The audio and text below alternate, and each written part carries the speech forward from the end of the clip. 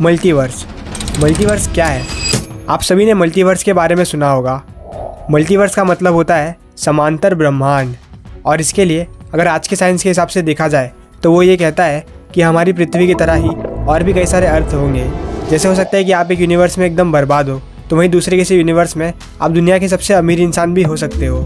और इसे ही अगर आप हमारे सनातन धर्म के हिसाब से देखो तो हमारे वास्तुशास्त्र, तंत्र विद्या, योग और ध्यान जैसी चीज़ों में हमें मल्टीवर्स के बारे में बहुत कुछ मालूम पड़ता है।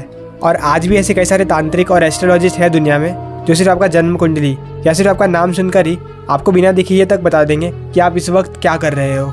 लेकिन ऐसे असली विद्वान आपको आज के समय में बहुत ही कम मिलेंगे, क्योंकि आजकल के ज़्यादातर एस्ट्रोलॉजिस्ट सिर्फ आपसे ज़्यादा पैसे वसूलने के पीछे ही लगे होते हैं। अनंत एक बहुत ही प्यारा शब्द है और भगवान के अनंत नामों में से एक नाम अनंत भी है।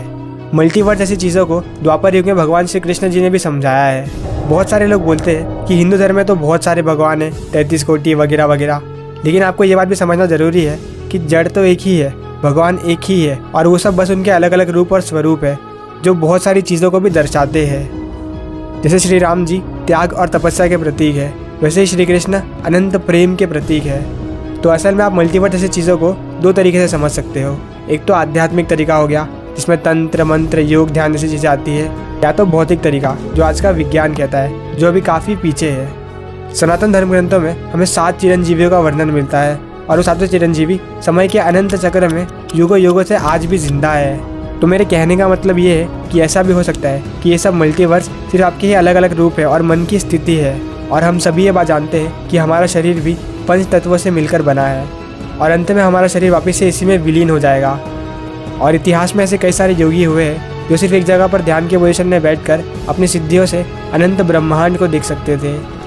और भारत में ऐसे ही एक गुरु थे जिनका नाम था रामकृष्ण परमहंस, जो कि स्वामी विवेकानंद जी के गुरु थे। रामकृष्ण परमहंस माता काली के अनन्य भक्त थे और रामकृष्ण परमहंस को मिस्टिक कहा जाता है।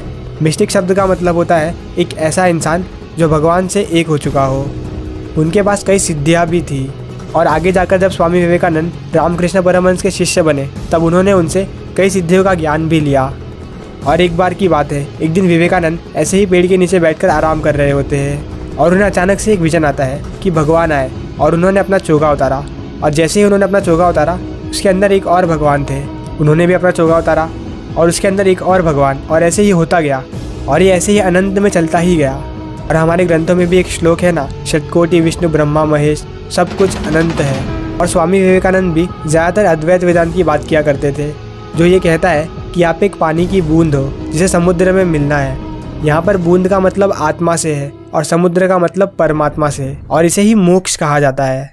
तो यहाँ पर मैं मल्टीवर्स की बात कर रहा हूँ। तो आप मल्टीवर्स को 2 तरीके से समझ सकते हो। एक तो हो गया आध्यात्मिक तरीका, यानी कि सेल्फ रियलाइजेशन, जागरूकता, और एक भौतिक जैसे एलियंस मिलना वगैरह वगैरह। तो आज के लिए बस इतना ही। अगर आप इन सब चीज़ों के बारे में और भी जानना चाहते हो तो कमेंट्स में जय श्री राम लिख दो।